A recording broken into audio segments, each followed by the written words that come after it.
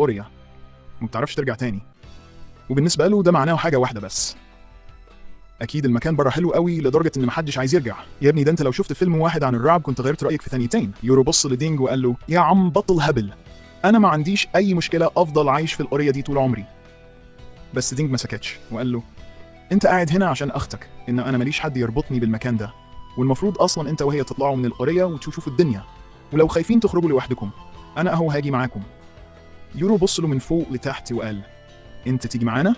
يا ابني ده أنت هتبوظ أخلاق أختي الصغيرة في أول 5 دقايق. والأجمد في الموضوع إن دينج لحد اللحظة دي ما شافش آسا أصلا، كل اللي بيسمع عنها كلام كأنها شخصية أسطورية أو بوكيمون نادر. أما آسا نفسها فكانت دايما مختفية وعندها شغل مهم جدا ومحدش عارف الشغل ده إيه. إحنا بقالنا مستنيين نعرف سرها لكن ولا أي معلومة. ويورو قال لهم في ناس معينة بس مسموح لها تشوف آسا، إنما واحد عيل أهبل زيك مستحيل حتى يشوف